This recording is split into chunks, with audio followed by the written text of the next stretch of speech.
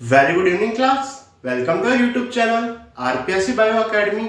देखिए, हम जो टॉपिक डिस्कस कर रहे थे वो कर रहे थे कार्बोहाइड्रेट। अगर मैं कार्बोहाइड्रेट में आगे बात करूं तो अब हम पढ़ेंगे ओलिगोसैकेराइड।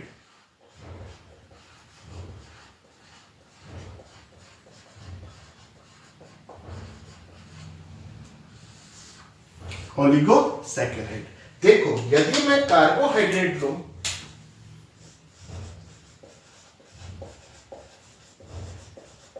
और कार्बोहाइड्रेट का हाइड्रोलिसिस कर दो,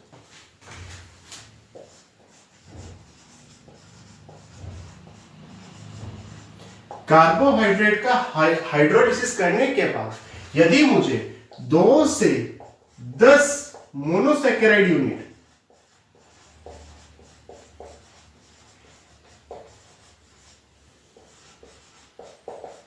मिलती हैं तो वो कार्बोहाइड्रेट कैसा है? ओलिगोसैकेराइड है।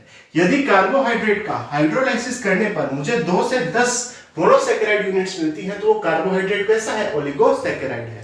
देखो यहां पर बेसिकली 2 से 10 मोनोमर्स आपस में मिलकर क्या बनाएंगे? ओलिगोसैकेराइड बनाएंगे। ये मोनोमर्स 1,4 ग्लाइकोसिडिक बॉन्ड द्वारा जुड़े रहेंगे।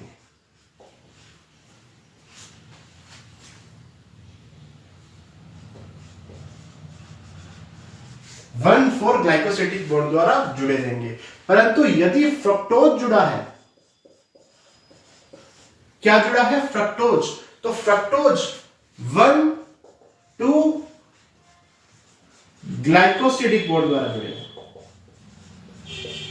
वैसे बाकी सभी 1,4 ग्लाइकोसिडिक बॉन्ड बनाएंगे, जबकि फ्रक्टोज 1,2 ग्लाइकोसिडिक बॉन्ड बनाएगा। ठीक है, फ्रक्टोज की अगर मैं बात करूं तो ये 1,2 ग्लाइकोसिडिक बॉन्ड बनाएगा। जैसे किसमें? तो इसमें मैं बात करूं सुक्रोज में। सुक्रोज में 1,2 ग्लाइकोसिडिक बॉन्ड पाया जाता है, बाकी सब में 1,4 ग्लाइकोसिडिक बॉन्ड पाया जाता है। इसीलिए जो सुक्रोज है उसे नॉन रेड्यूसिंग शुगर कहते हैं। नॉन रिड्यूसिंग शुगर कहते हैं। देखो अब हम सबसे पहले बात करेंगे माइटोज की। अगर मैं माइटोज की बात करूं तो माइटोज 2 अल्फा डी ग्लूकोज से मिलकर बनेगा। 2 अल्फा डी ग्लूकोज की यूनिट से मिलकर क्या बनेगा? माइटोज। अगर मैं ग्लूकोज की बात करूं तो ग्लूकोज के बारे में हमने लिखा था 1, 2 और 4। आओ देखते हैं।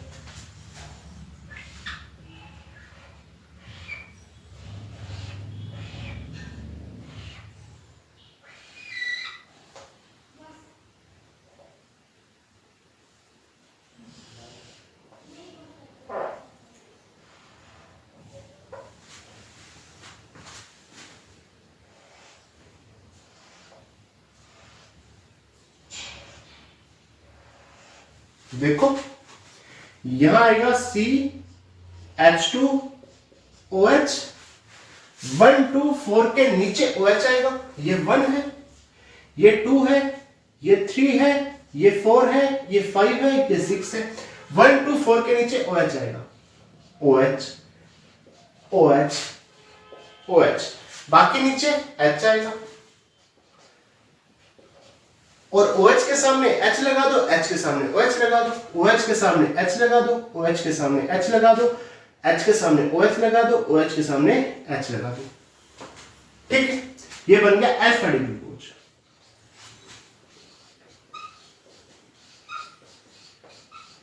अगर मैं 1 नंबर वाले कार्बन पर H और OH समूह पलट दूं तो वो बीटा बन जाएगा, लेकिन ये क्या है? अल्फा डी ग्लूकोज है।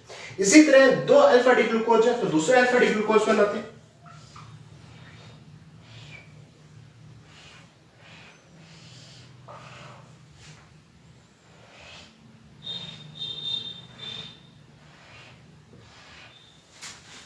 वन, 2 और 4 के पे नीचे क्या आएगा? OH OH OH OH, बाकी सब जगह H।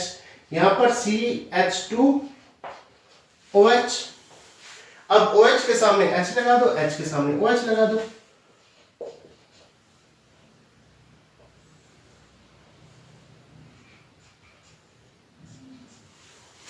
ठीक है, देखो ये 1, ये 2, ये 3, ये 4, ये 5 और ये 6। अब देखो यहां पर नीचे OH, यहां पर नीचे OH, यहां से OH गया, यहां से H गया, तो बीच में क्या आ गया? O। तो अब बीच में O आ गया। ये क्या बन गया? माल्टोज बन गया। ये नंबर 1 कार्बन, ये नंबर 4 कार्बन। तो कैसा बॉन्ड है? 1,4 ग्लाइकोसिडिक बॉन्ड है। कैसा बॉन्ड है? 1,4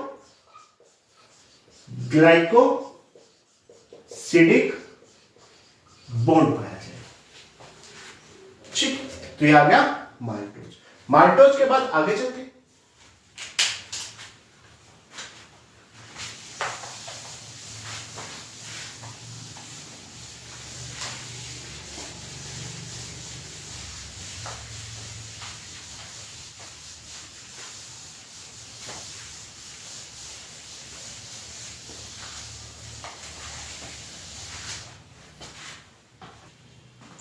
देखो अब मैं नंबर 2 की बात करता हूं, लैक्टोज शुगर की।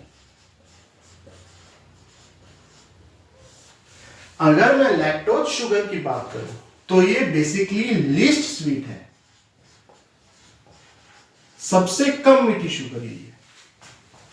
लीस्ट स्वीट है, सबसे कम मीठी शुगर यही है। अगर मैं आगे बात करूं तो ये मिल्क में पाई जाएगी। लैक्टोज किस में पाई जाएगी? मिल्क यानी दूध में पाई जाने वाली शुगर है। ठीक है, बेसिकली ये beta D galactose plus beta D glucose से मिलकर बनी। Beta D galactose plus beta D glucose से मिलकर बनी है। सबसे पहले ग्लूकोज बनाते हैं अपने।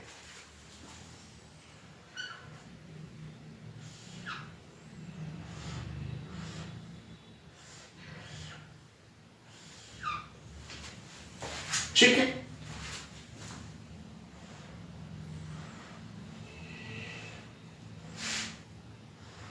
ये 1, ये 2, ये 3, ये 4, ये 5 और यहां आएगा CH2OH नंबर 6।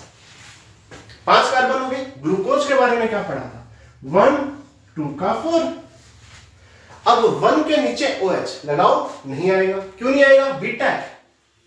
अल्फा होता तो नीचे OH आता, बीटा है तो OH ऊपर जाएगा। पिछली क्लास में बताया था कि अल्फा होगा तो नीचे, क्योंकि अल्फा और बीटा में क्या फर्क है कि जो नंबर 1 वाला कार्बन है उसके ग्रुप एक्सचेंज हो गए हैं।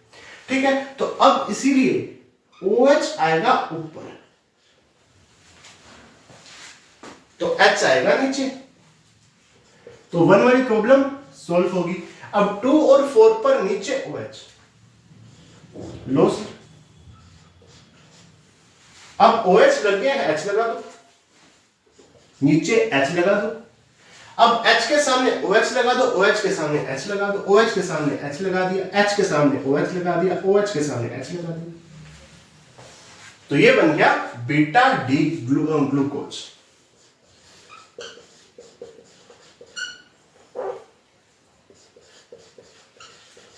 डन। अब बनाना है बीटा डी ग्लैक्टोज। ग्लूकोज और ग्लैक्टोज में क्या फर्क था? अगर कार्बन नंबर 4 पर ग्रुप की अदला बदली कर दी जाए तो वो ग्लैक्टोज बन जाएगा। ठीक है, देखते हैं अभी।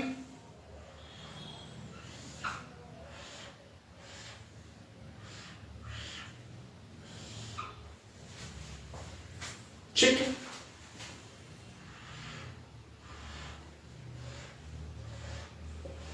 देखो पहले ग्लूकोज की अगर मैं बात करूं तो यहां पर क्या आएगा? CH2OH। ग्लूकोज क्या कहता है? 1, 2 का 4।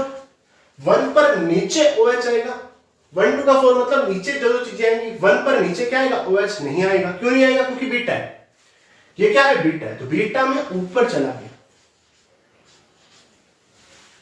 ठीक है, अब बात करते हैं 2 पर नीचे OH आएगा, ये लगा दिया। ठीक है, ये 1, ये 2, ये 3, ये 4, ये 5, ये 6। अब 4 पर नीचे क्या आएगा? OH नहीं आएगा, क्योंकि कार्बन नंबर 4 के अगर मैं ग्रुप एक्सचेंज कर दूं तो ही तो ग्लूकोज लैक्टोज में चेंज होगा। तो अब कार्बन नंबर 4 के ग्रुप अदला बदली कर दी, अब ऊपर OH चला गया, नीचे क्या आ गया? H। 3 पर नीचे H आएगा, अब H के सामने OH लगा दो, OH के सामने H, ये स्ट्रक्चर, ठीक है।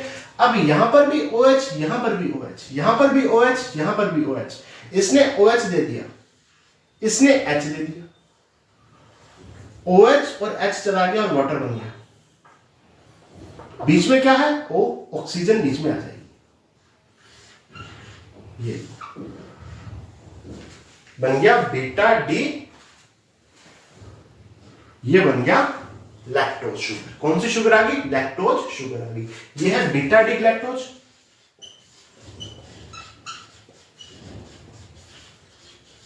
प्लस बीटा डी ग्लूकोज, और ये क्या बन गया? लैक्टोज शुगर आ गई। यहां पर बॉन्ड कौन सा पाया जा रहा है? ये 1 नंबर और ये 4 नंबर, 1 4 ग्लाइकोसिडिक बॉन्ड।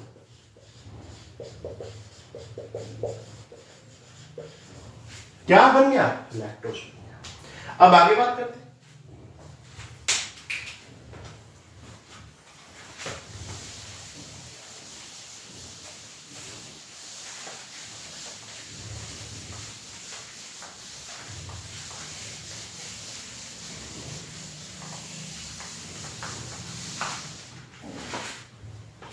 देखो, अब नंबर 3 पर बात करते हैं सुक्रोज की। इसकी बात करते हैं, सुक्रोज की बात करते हैं। पहली चीज, इसे इनवर्ट शुगर, कौन सी शुगर? इनवर्ट शुगर कहते हैं, या बेसिकली ये है नॉन रेड्यूसिंग शुगर।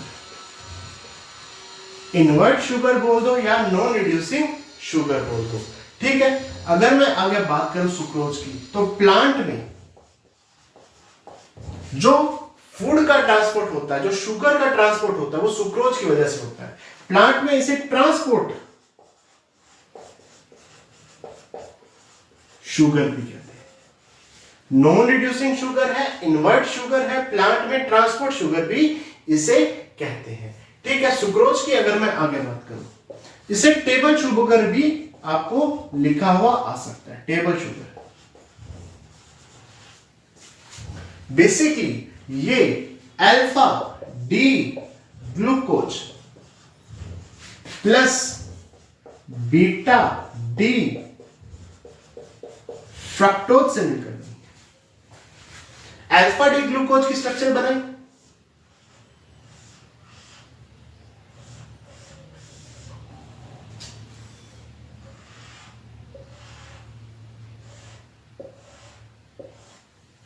तो हमने अल्फा डी ग्लूकोज के लिए लिखा था 1 2 और 4।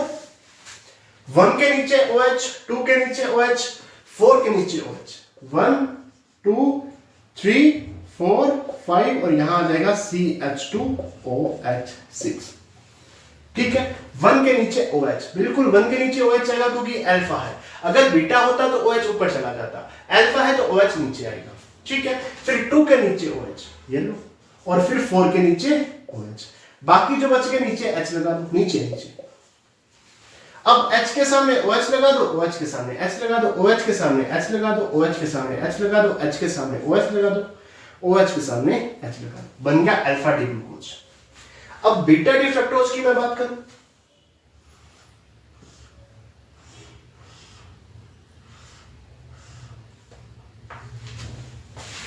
ठीक है।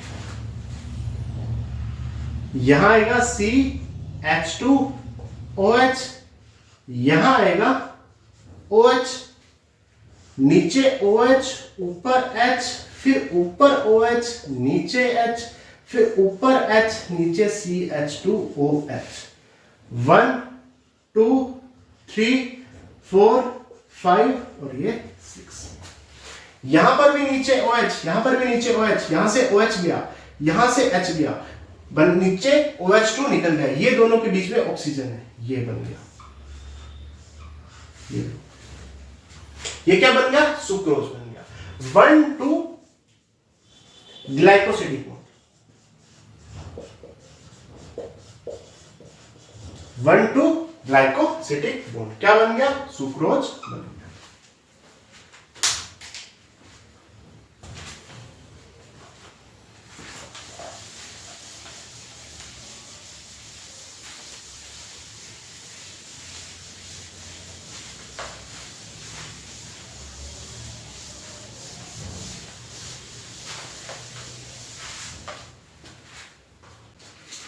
देखो, अब हम सबसे पहले बात करेंगे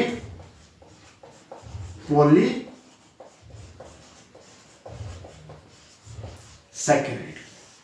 ओलिगोसैकेराइड के बाद पॉलीसैकेराइड। यदि मैं किसी कार्बोहाइड्रेट का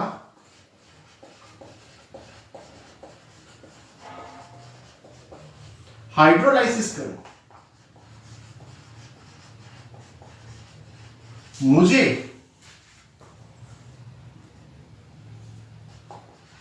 लार्ज नंबर में मोनोसैकेराइड मिले,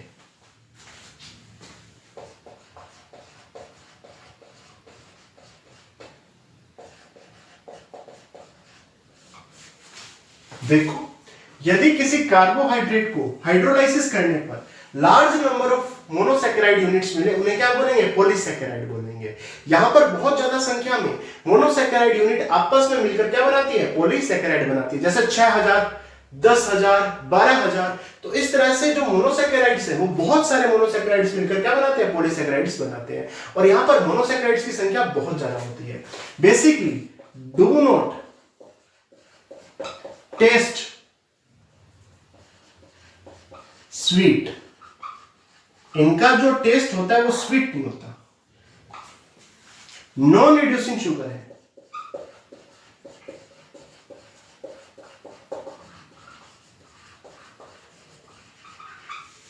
ना तो इनका टेस्ट मीठा है, ये कैसी है, नॉन रिड्यूसिंग शुगर है, ठीक है। और अगर मैं आगे बात करूं तो बेसिकली ये शुगर कैसी है, इनसोल्यूबल,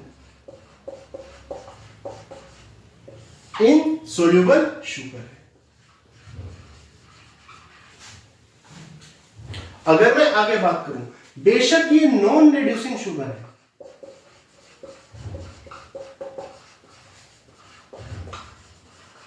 कैसी है, नॉन रिड्यूसिंग शुगर है, परंतु इनका जो राइट एंड होगा, कैसा एंड, राइट एंड होगा, वो रिड्यूसिंग होगा।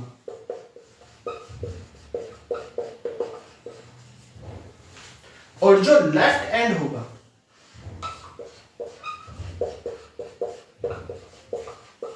वो नॉन रिड्यूसिंग।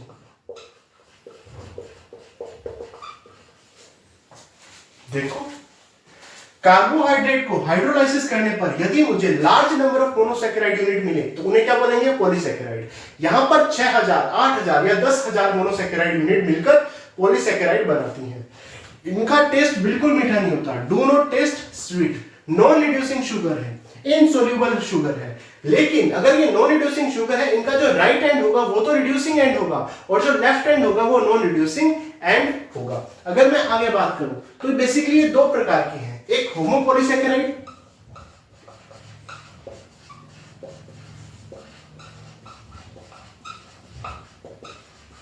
अगर मोनोमर एक ही मोनोसैकेराइड बार बार रिपीट होता जाए, मोनोमर कैसा हो, एक ही हो, तो वो होगा होमोपॉलीसैकेराइड। एक हेट्रोपॉलीसैकेराइड,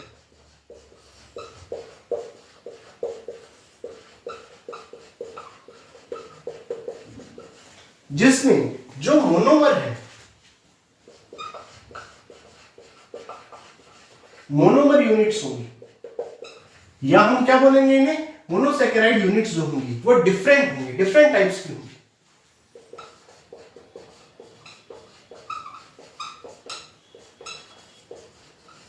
तो सबसे पहले हम पढ़ेंगे होमोपॉलीसैकेराइड।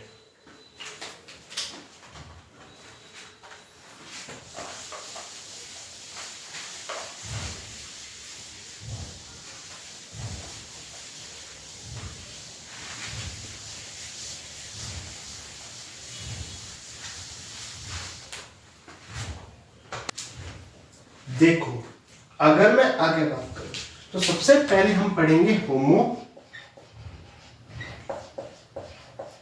पोली सैकेराइड। होमोपोलीसैकेराइड जिसमें सबसे पहले पढ़ेंगे cellulose, most abundant organic molecule on the अर्थ।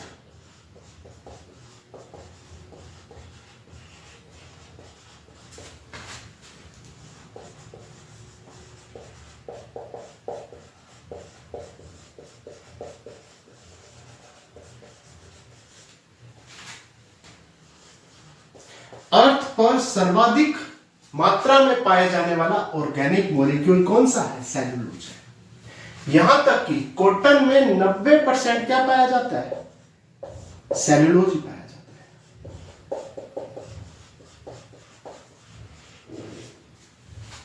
ठीक है, ये बीटा डी ग्लूकोज के लगभग 6000 से 10,000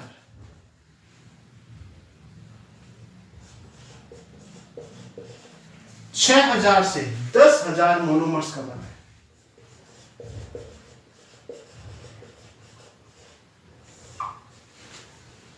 लगभग बीटा डी ग्लूकोज एक ही है। क्यों? होमो है ना, होमोपोलीसैकेराइड, केवल एक ही मॉलिक्यूल पाया जाएगा, बार बार पाया जाएगा। कितनी बार? 6000 से 10,000 बार।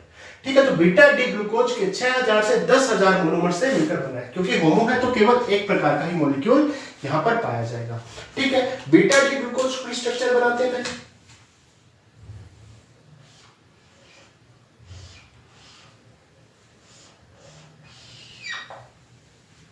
ग्लूकोज की स्ट्रक्चर में हमने क्या लिखा था? 1 to 4।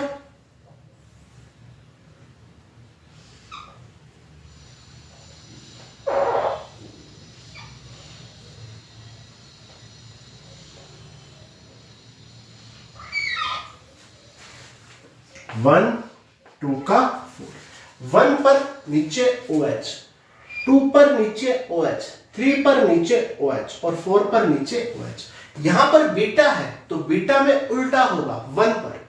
बीटा में क्या होगा? उल्टा। 1 के नीचे OH आना चाहिए था, लेकिन यहां पर OH ऊपर है। अगर ये अल्फा होता तो नीचे ही आता, बीटा में उल्टा होगा। 2 और 4 पर नीचे OH, ये 1, ये 2, ये 3, ये 4, ये 5 और यहां पर CH2OH6। 2 और 4 पर नीचे OH और बाकी जगह नीचे H लगा दो। अब H के सामने OH, OH के सामने H। सिंपल है ये। तो ये क्या बन गया? Beta D glucose. एक बीटा डी ग्लूकोज हो रहेगा क्योंकि बीटा डी ग्लूकोज की ही आपस में मिलकर क्या बना रहा है? सेलुलोज। एक बीटा डी ग्लूकोज और बना।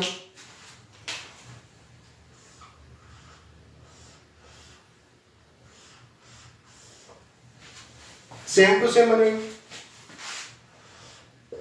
OH H OH H H OH OH H CH2OH H। एक और बीटा डी ग्लूकोज बन गया। 1 2 3 4 5 और ये 6। अब नंबर 4 और नंबर 1 का जो OH है आपस में पास पास है। यहां से OH गया, यहां से H गया, वाटर बाहर निकल गया, ये आ गया ऑक्सीजन। ये ऐसे ऑक्सीजन जुड़ जाएगी। लो बीच में लगा देते ऑक्सीजन को। ये ठीक है, तो ये क्या बन गया? Beta D glucose. ये भी क्या है? बीटा डी ग्लूकोज के ऐसे कितने मॉलिक्यूल जुड़ेंगे? 6000 से 10,000 आपस में मिलकर क्या बना देंगे? सेलुलोज बना देंगे। अब ये नंबर 1 पर इसी प्रकार से नंबर 4 जुड़ेगा। नंबर 1 पर नंबर 4 जुड़ेगा तो 1 4 ग्लाइकोसिडिक बॉन्ड।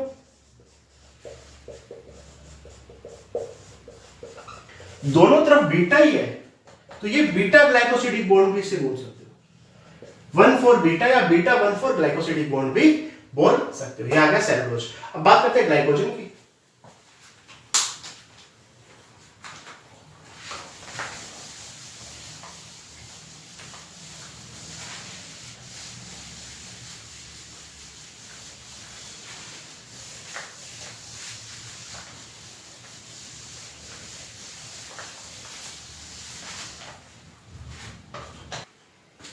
देखो, अब अगर मैं होमोपोलीसैकेराइड में नंबर 2 पर बात करूं तो बात करूंगा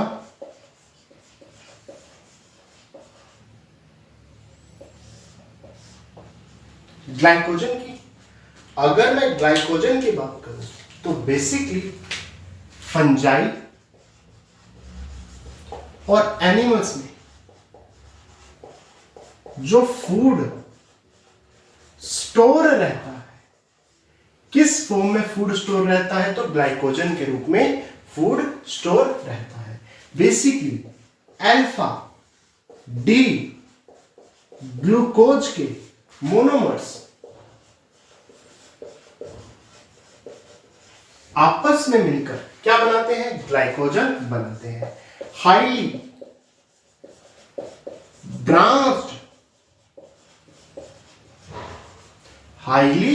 ब्रांच्ड पॉलीमर है। कैसा पॉलीमर है, हाईली ब्रांच्ड पॉलीमर है।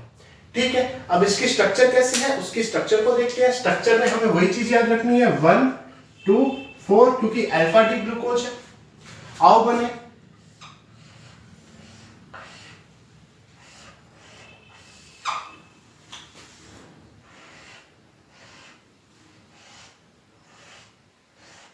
वन 2 और 4 के नीचे OH लगा दो।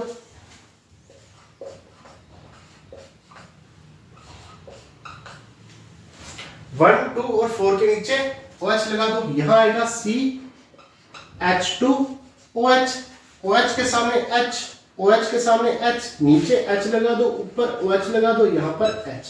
क्या बन गया, अल्फा डी ग्लूकोज। ऐसा ही मॉलिक्यूल और बनाओ।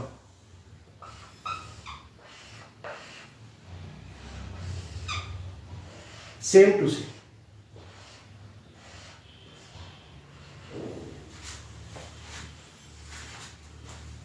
H OH H OH OH H OH H CH2 OH, ये नीचे H। ठीक है, 1 2 3 4 5 और 6, 1 2 3 4 5 और 6। यहां से OH गया, यहां से H गया, बीच में क्या है, ऑक्सीजन लगा दो। ये बन गया ग्लाइकोसिडिक 1,4 बॉन्ड, 1,4 ग्लाइकोसिडिक बॉन्ड। अब 6 नंबर पर OH फ्री है, 6 नंबर पर OH फ्री है। इसको और देखो,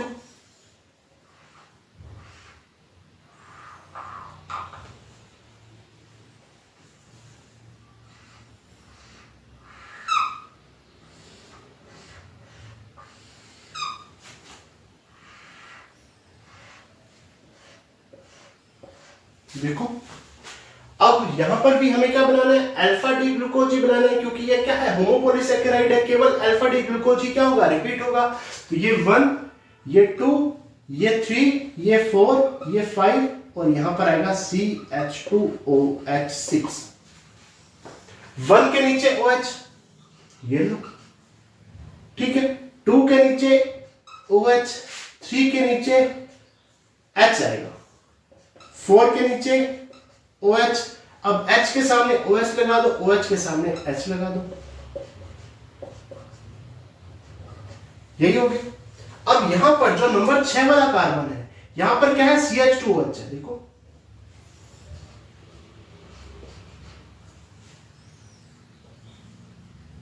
पांच नंबर का छठा कार्बन कौन सा है, CH2OH।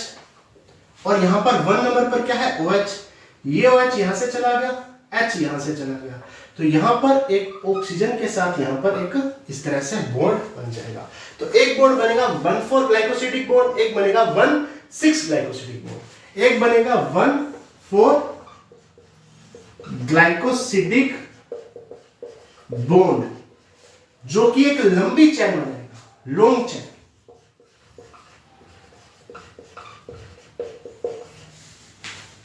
और एक बनेगा 1,6 ग्लाइकोसिडिक बॉन्ड। 1,6 ग्लाइकोसिडिक बॉन्ड, ये ब्रांचिंग के लिए रिस्पॉन्सिबल है। यहां पर जो ब्रांचिंग हो रही है लॉन्ग चेन में, या ब्रांचिंग पॉइंट भी लिखा सकता है। ठीक है, तो ये आ गया ग्लाइकोजन। ठीक है, इसके बाद होमोपोलिसैकेराइड और भी हैं, जिनके बारे में हम अगले वीडियो में डिस्कस करेंगे। Thank you.